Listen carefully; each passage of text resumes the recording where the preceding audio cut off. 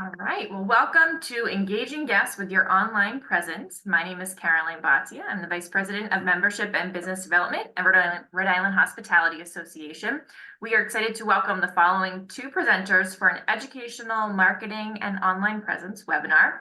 We will hear from both presenters and then have a QA session at the end. So you'll be able to ask your questions verbally, or if you'd like to ask them anonymously, you can send them just to me and I can do that at the end. So kicking us off is Stuart Lachovsky. As Executive Vice President of Sales for Libro, Stuart is responsible for the strategic growth and ongoing performance of his sales team.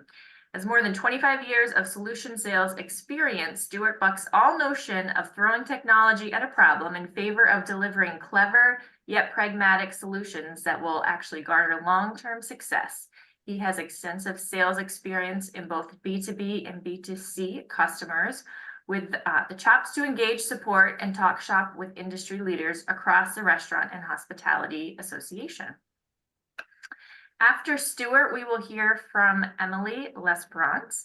Based in Providence, Emily has helped over 200 Rhode Island restaurants elevate their online presence and drive more new customers with SpotHopper. Her 16 years of restaurant experience have helped her relate to the challenges her customers face and help them thrive in a constantly changing digital world.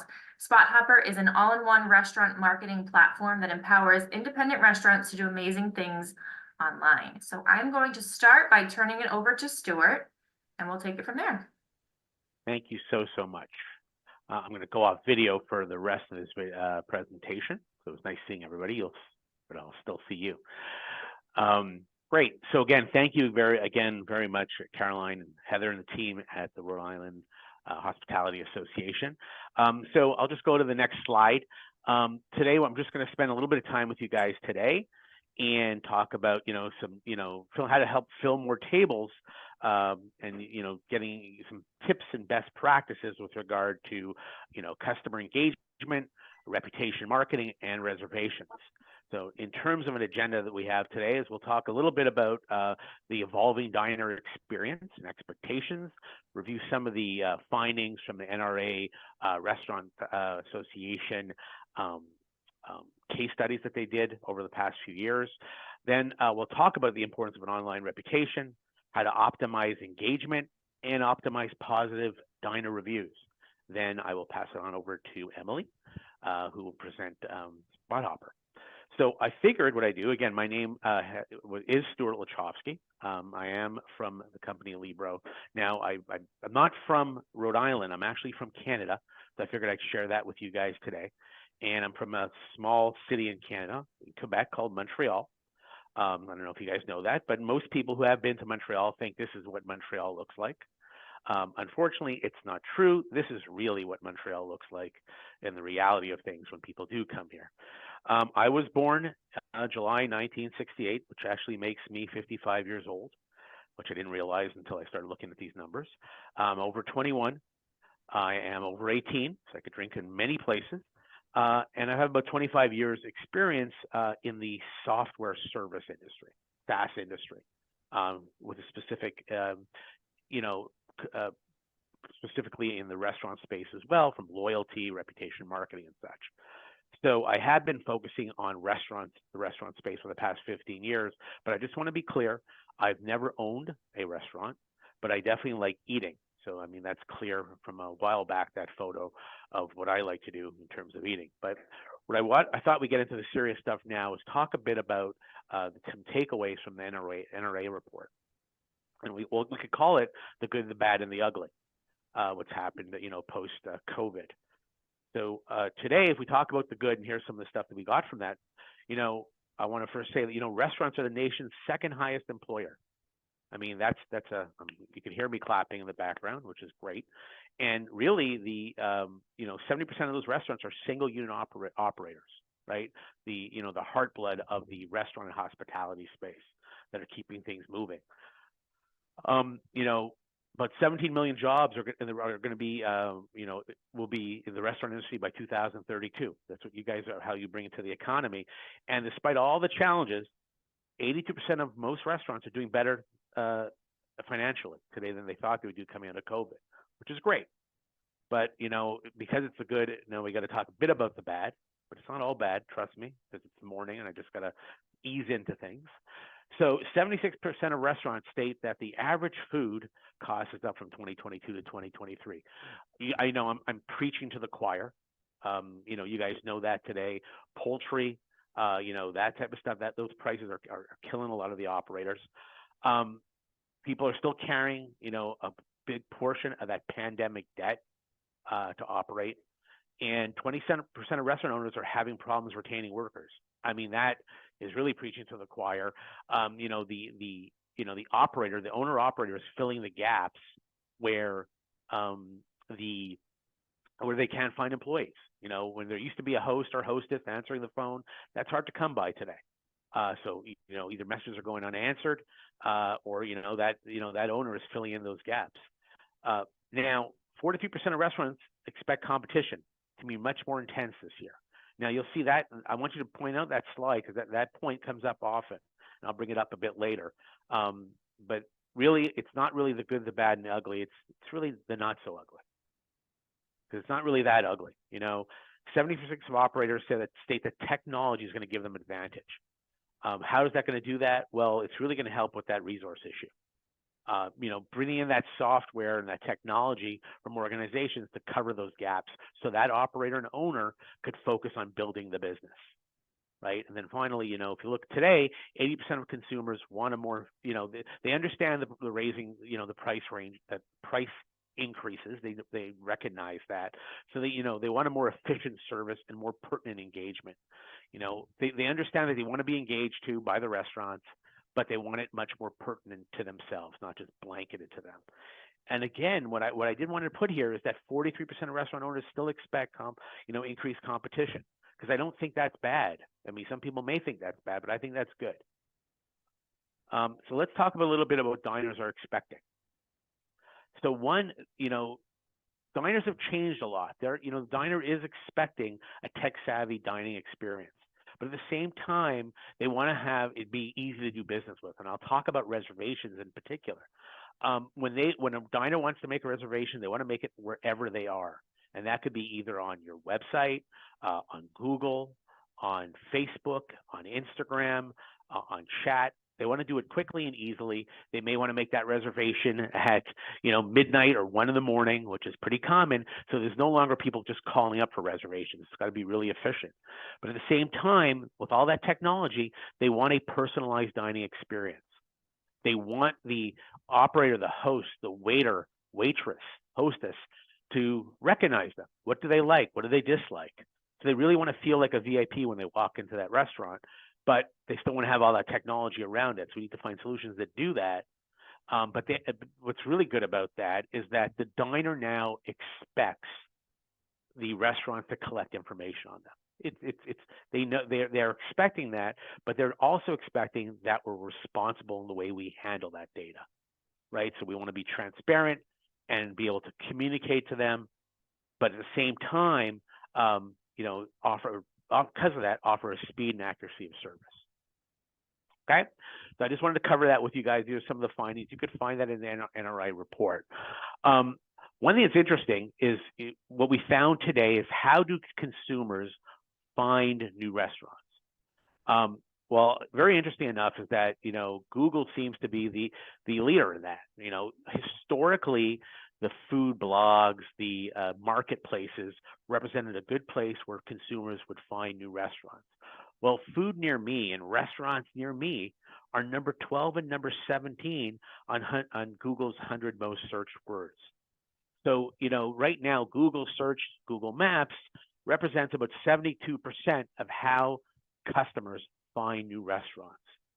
That being said, that's why SEO, and Emily will touch a bit, I guess, on that, is why that's so important. The higher you are in terms of your more reviews you have, the higher you are in SEO, and the easier it's going to be for new customers to find your restaurant. Historically, people would go to Open Table and these marketplaces, but those have fallen down because they want something easy, and that's where Google is that leader in that way. When you talk to restaurant owners that do reviews, the 80% of those owners say that more reviews increase their SEO ranking. Good or bad, those reviews will bring up your SEO. Your SEO is up. People are looking for sushi near me or steak near me. You'll come up with a higher SEO with higher reviews, and then you have the opportunity to capture that net new customer. So really, we feel at Libro that the reservation is really the first interaction between the guest and the diner, right? That's really where that relationship starts. So we believe that, we do collect that information about that guest. We do believe that, reputation marketing and SEO are so key. So, if we look at a typical flow of that, typically a diner would make a reservation. The contact information of the diner is stored in the reservation management system. So that could be their name, their email, their phone number, any dietary restrictions, any special events like a birthday or anniversary. From there, when the diner finishes their meal, the integration typically would send a message, hey, you enjoyed a meal at Stu's Barbecue? Give us a review. Now, it's key. You don't only want to just do Google reviews. You'll want to do Facebook and TripAdvisor. What we tend to recommend is starting off with private reviews. So let's try to get the kinks out before we go public. So the system should be able to do that. When the review score is captured and brought back into the reservation system and can be addressed, good or bad, a operator should address the reviews. I'm telling you, what we found is, and I'll talk about it a bit later, a bad review could be turned into a consistent customer if they're actually addressed. And then finally, when the diner makes a reservation months later, the host is able to review that score at the time the person comes into the restaurant. So I'll give you an example. If Caroline came into my restaurant today, had a meal, and she loved it, and then in a month or two, she makes another reservation with Emily to come visit me at the restaurant. The host or hostess or the waiter or waitress may not know Caroline, but now with that data that's been collected, we know that Caroline gave us a 4.4 on Google. She has an average spend of about $100, and she likes Pinot Noir. I hope that's right, Caroline. We'll leave it at that. Right there, that's where you get that personalized experience, because since that data is in your reservation system, it's also in your POS, because a typical good reservation system integrates directly with that POS system. So really, those reviews, coming in and answering those reviews, getting reviews out early, requesting for the reviews early are key. When we talk about customer engagement, that's really being able to actually engage with that customer in real time right from your reservation system. Like I said a bit earlier, I've always was a big proponent that review engagement and that relationship with the restaurant and the customer starts with the reservation. So typically, in a customer engagement solution, right from a reservation system like Libro, what you can do is target the audience. So show me all people that have visited the restaurant within the past 2 months, or are VIPs, or are vegan. At that point, maybe create a slow day promotion. So what we've seen is typically Mondays and Tuesdays, where restaurants are a little bit softer in terms of sales, we've seen a lot of people taking a customer engagement solution, create a promotion for that day, and send it out to their customer base. We have some customers that have increased their slow day seat capacity by about 23% by sending that out. So again, create that slow day promotion, create a campaign with a reservation call to action. Hey, come on in next Monday, 2 for 1 on chicken wings. If you come between 4 and 6 p.m., make a reservation here. And then you're able to fill those seats on softer days. And from that, you're able to leverage the customer data from previous visits, from their comments, from their average ticket and road products they purchased. So really, the key message there is being able to have software solutions on the market that allow you to do this easily and efficiently as an operator. You don't want to scratch your left ear with your right hand, be able to do it really easy. So what we found today, when we're looking at other systems, what's wrong with current systems today, reservation systems in particular? A lot of systems today that have those marketplaces tend to offer or promote competing restaurants. So if I make a reservation at Caroline's Barbecue and there's no availability, they may, those systems will recommend Elizabeth's Barbecue. Now, because they don't care what restaurant you go to, those systems want you to make a reservation, and that's because they charge based on the guest per reservation. Also need a system today, which is key from a reservation perspective, where the operator owns the customer data. So you want to be, as an operator, be able to take the data on the customer, market to them, et cetera. A lot of other solutions, they don't allow you to do that. So in essence, there's a lack of strategy around reviews, loyalty, and engagement. And like I said a bit earlier, because a lot of those systems, how they're designed, they charge a monthly fee. Plus, you're at the end of the day, you're kind of getting charged a cost per guest per reservation. That doesn't seem to work with a lot of places. So, typically what restaurants are looking for are features that are integrated directly with Google. So right when people do that search, like sushi near me, they find that restaurant with the highest score, do the reservation right directly within Google, which is key. So that could be a reservation, for today or for next week. But it's not only on Google; it's everywhere your customer wants to make a reservation. That could be on Google, that could be on your Facebook page or Instagram page, and on the restaurant web page, which is branded for you guys. And it's not just about the reservation; it's also about wait lists.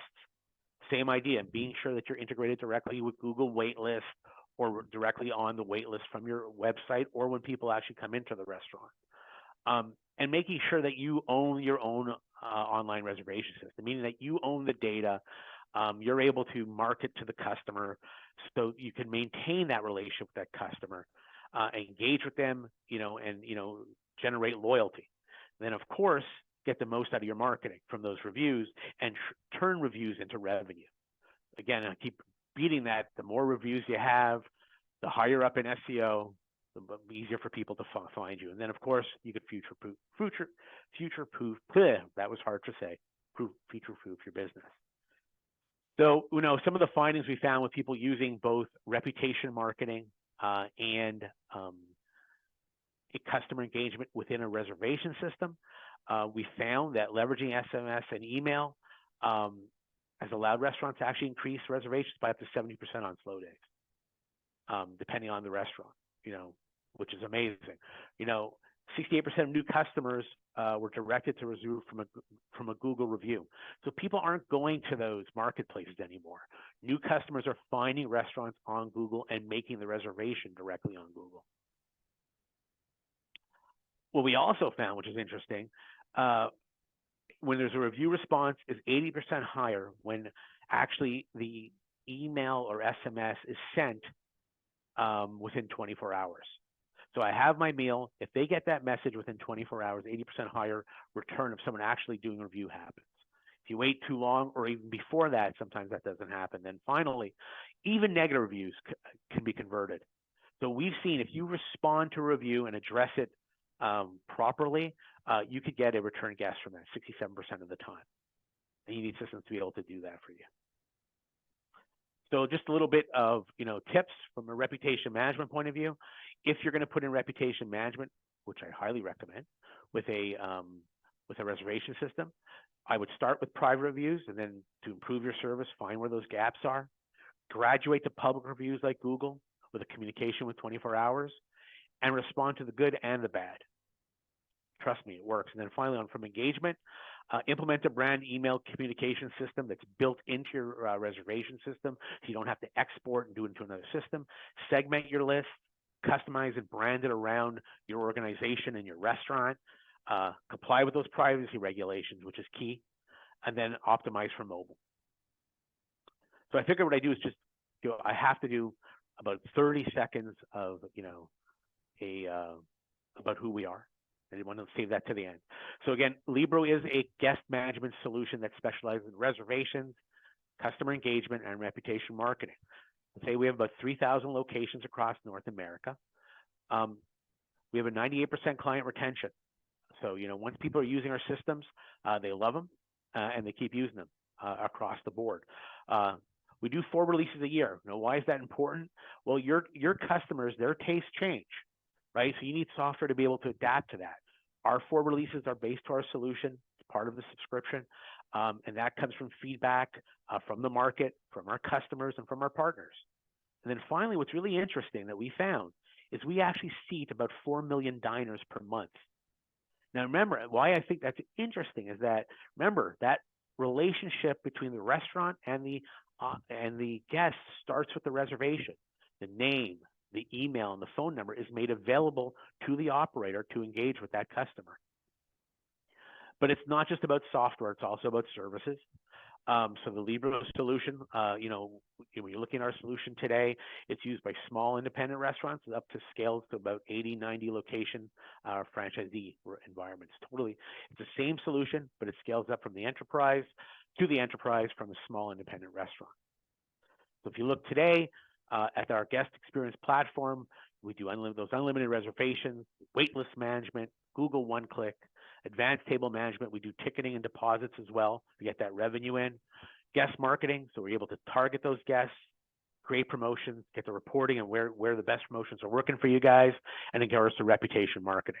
That with all integrations from online payments, POS systems, third-party tools like HR and Google. That's what I want to present to you guys today. Again, I hope it was useful. I'm going to pass it on over to Emily, and she will wow you now, trust me.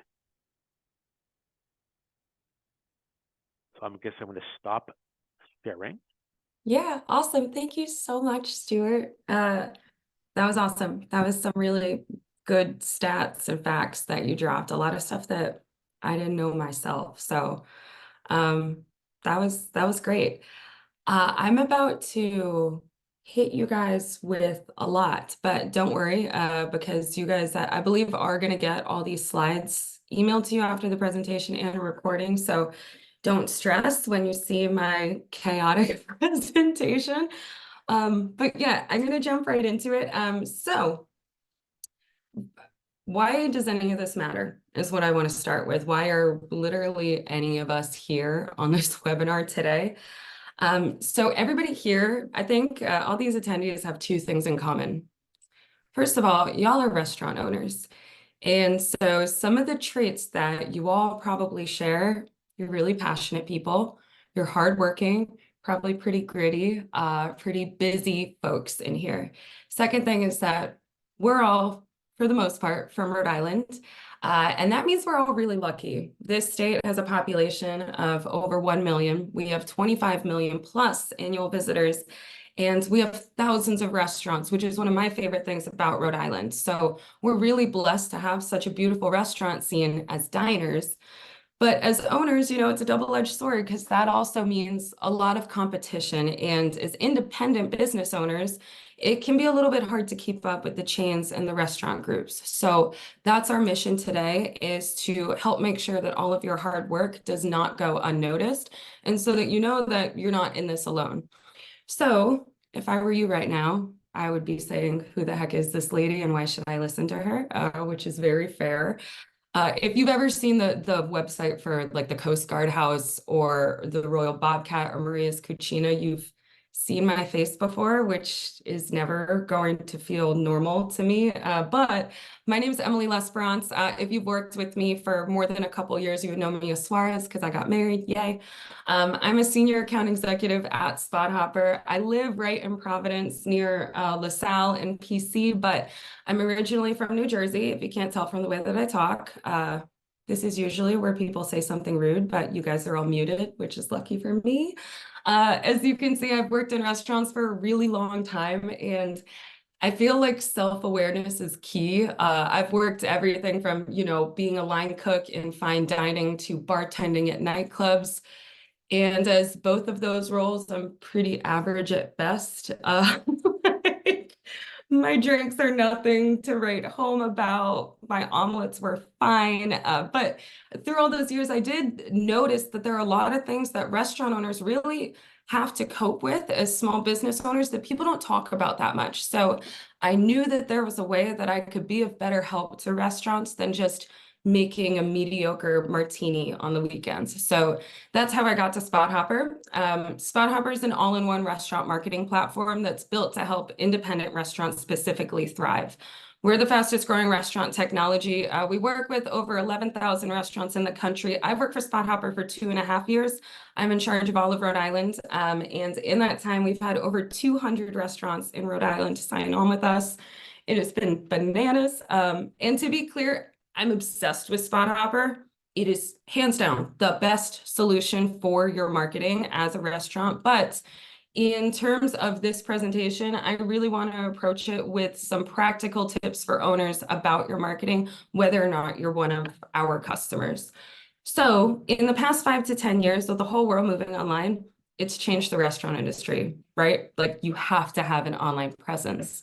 So what we're seeing is that, a lot of the owners that I work with, like a lot of you guys probably, they'll do the basics, like they got a website, they'll do the social media, maybe some online ordering. But then you've got the big chains in the restaurant groups, like the Cheesecake Factory or Dunkin' Donuts or Domino's, and they're taking advantage of this. They've got $20,000 websites. They've got giant marketing firms. They are able to hit all of these facets of their online marketing, and it's not fair. And so what we're trying to do here is we want to level this playing field.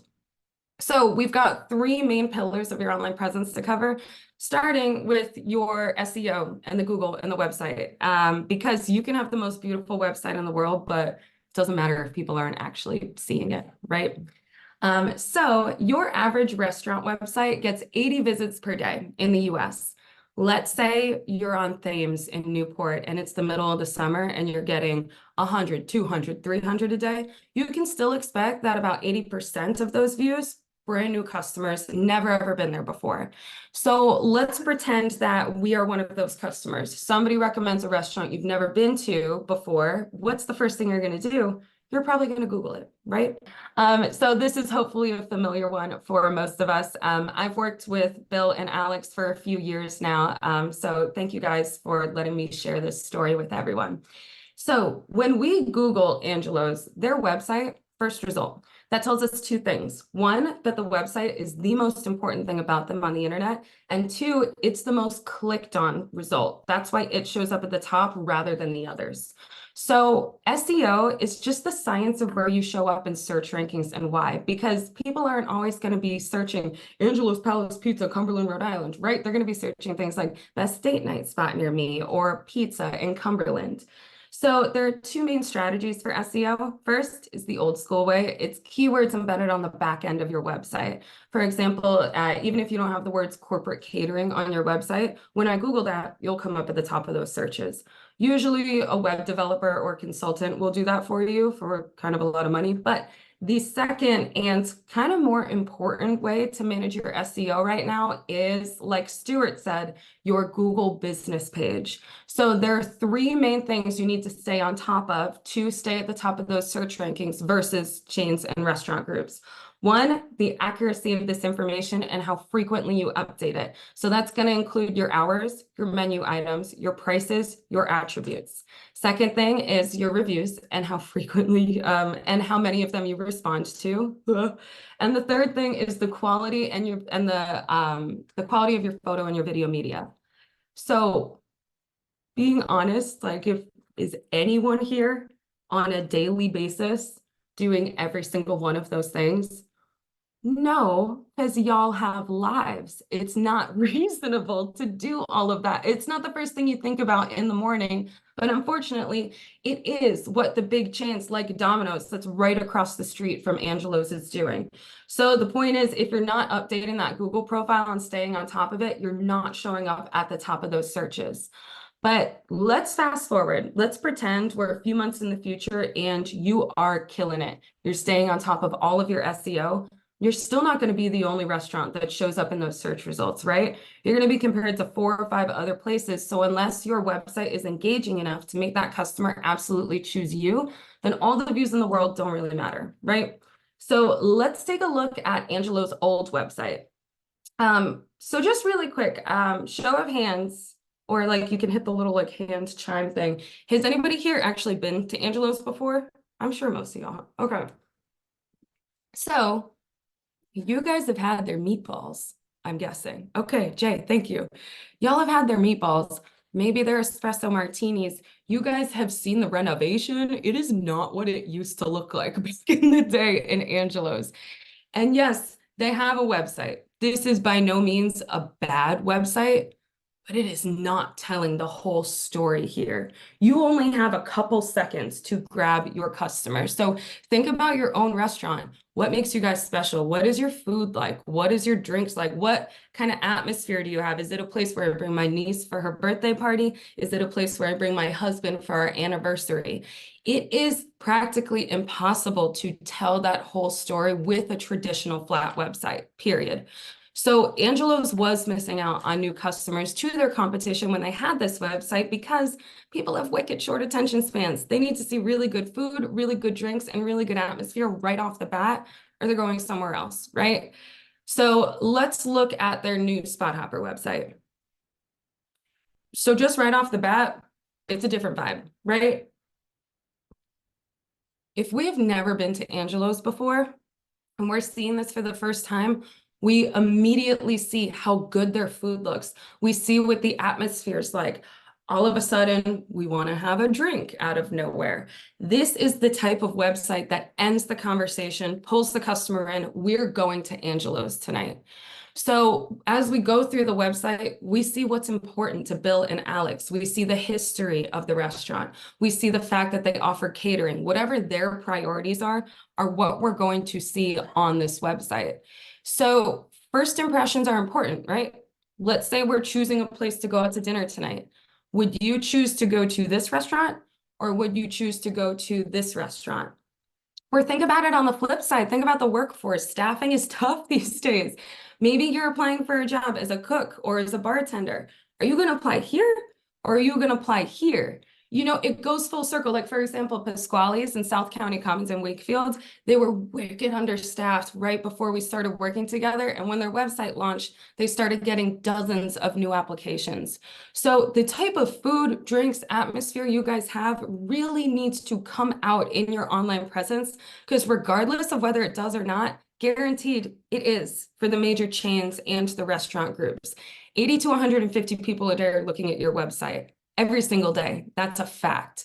So to keep up with those chains and the restaurant groups, your website needs to be dynamic, to create movement in there, catch people's eyes. It has to be modern. I don't want to see the dusty relics anymore. We got to get into the 21st century mobile compatible, because that's the way that trends are moving, and it needs to generate revenue for you. So now that the customer's in love with you, make it easy for them to give you their money. Angelo's website is covered in revenue drivers. Of course, I want to see your food and your drinks, but then make it stupid easy for me to make a reservation, to inquire about catering, place an online order, maybe book a private party, buy a gift card, sign up for your rewards. Applying for a job is easy. He's got the headers and the footers that stay with the customer throughout the duration of their visit. It's easy for the customer to engage with them on social media. And then they've got the pop-ups, so they are drawing the attention of the customer to whatever they want to prioritize.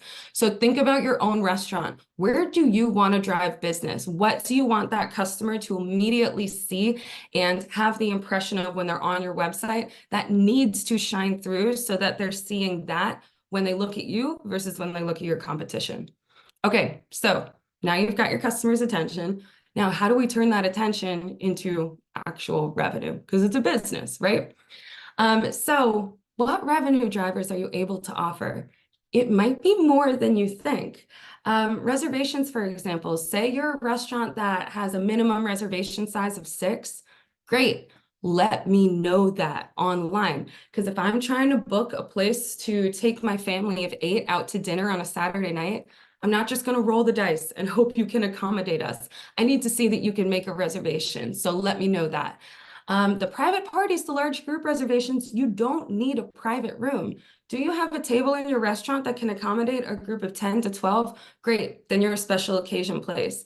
Don't be spooked by the word catering. If you'll do a tray of wings on Super Bowl weekend, That's revenue. Online orders, events, whatever you have, make a list of that. Because like I said, these are all money-making opportunities. Don't necessarily require butts and seats for all of them. So 3 questions to ask yourself. Forget about the regulars. They're going to be with you no matter what. Are new customers aware of everything you offer? I need that to be highlighted and prominent on your website and your social media. Make sure it's coming up in those Google searches. What is the ease of booking like? The younger generation, they don't want to pick up the phone. Have online booking available, or at the very least, an online inquiry. Creating the form, yeah, it's a little annoying for you to do at the beginning, but it's going to save so much time in the end because you're knocking out all of that back and forth. You get all the information you need in one shot, and it increases your opportunities to upsell in a way that maybe a flustered hostess on the phone in the middle of a rush wouldn't be able to do. And then online deposits are definitely a game changer versus having somebody physically come to the restaurant and hand you a check. And then once you've got all that interest, what does your system look like? Are you converting as much of that interest into actual business as you can? At a very minimum, you should have a shared calendar for all of your staff or the managers for your reservations, your catering inquiries, private party inquiries, things like that, so you're all on the same page. If you don't have the ability to set up auto responses for those inquiries, at least make sure that those notifications are enabled on your phone so you can get back to them immediately, because places that respond to private party or catering inquiries within within 3 hours of responding to them, your odds of booking that business go up 53%. That is bananas. Okay, so now that we covered revenue, let's finally talk about maintaining that relationship with your customers so that you're encouraging more of that retainment. So social media, email marketing, text marketing, analytics is a full-time job in itself. I think a lot of you know that from experience. So let's commiserate a little bit. By a show of hands, if y'all don't mind, please raise your hand if you are responsible for the social media at your restaurant yourself. If anybody here runs their own accounts. Okay, bless y'all. If you're hiring somebody else to do that for you, then you know how expensive that is. So good for you, at least, that you don't have to spend the time on it. If anybody is posting, oh, thank you, Jay. If anybody's posting on their Facebook and Instagram 3 to 4 times a week, like you should, bonus points if they're professional photos. If you are adding to your Instagram story on a regular basis, that one's a little bit easier, I think, than the main feed. Do you email your customers on a weekly basis? And if so, are you coming up with that content on your own? Because that is easier said than done. Your website, are you programming pop-ups, headers, footers for things like national days or holidays or water fire? And then are you utilizing text marketing? It's rugged. I get it. If you said no to any of these, it is not your fault. You are literally running a restaurant. You do not have a huge marketing firm working for you. But unfortunately, the Cheesecake Factory and Starbucks do. And if you are not doing all of this, you're only reaching like a 10% of the customer base that you could. So here are some tips for your marketing channels and some content ideas for you. Again, this is all going to be sent out to you guys. I'm just going to cover the basics. Consistency is key. 3 to 4 posts a week would be amazing, and pre-drafting them is really going to help. A menu photo shoot is especially going to facilitate making this possible. I would be thrilled if you guys could do weekly newsletters to your customers, but I get it. It's time consuming. Monthly would make me happy. It's a great start. And then texting, 98% of customers are going to see a text, and on average, it takes them less than a minute to open it. So take advantage of those impulse customers. Take control of the flow of your own business. And then this might be the most important piece here. If you do decide to hire a company or an individual who's going to assist you with your marketing, it is imperative that they are providing you with some sort of proof of your return on investment. Within the marketing realm, that's going to look like analytics with your SEO, your website ranking performance, average session duration on your website, the post engagement, and the conversion rate. Because the profit margins on restaurants aren't huge. And at the end of the day, if you're a business owner who's paying a monthly fee for a service, you're entitled to see that it's making you money, period. So if there anything that you remember from today, let it be this. If you're not staying on top of that Google profile with the photos and the videos of responding to the reviews, then you're not showing up at the top of those searches. If your website doesn't look as good as your competition, then it's simple. They're going to choose your competition over you. If you're not making it easy for customers to inquire and book online, they will give up and go elsewhere. I think a lot of us have been in those shoes ourselves. And then finally, if you're not posting, texting, emailing, updating, you're not staying top of mind, even though the big chains and restaurant groups have the means to. So with that said, I realize a lot of this is easier said than done. To do everything that we've talked about, it takes a lot of time, takes a lot of money, coordination, effort, and there is a reason why most independent restaurants are not doing all of this. But you do not have to do it all on your own. So like I said before, I am very firmly obsessed with my platform, with SpotHopper. It is by far the best marketing solution for restaurants out there. We're an all-in-one platform, and what that means is that instead of spending thousands a month on the 10 different companies around your marketing, like your web developer to build out your website, your photographer, the videographer, the social media consultant, someone to do your weekly emails, your text marketing, run your catering, the private parties, staffing, reservations, online orders, SEO, it's ridiculous. Our restaurants use us to do that all in one place for the lowest cost and effort on their part, all while driving an extra $5,000 to $10,000 a month in revenue. That's why over 200 restaurants in Rhode Island work with us. And I know it sounds like a lot, but I promise it is more affordable than you think it is.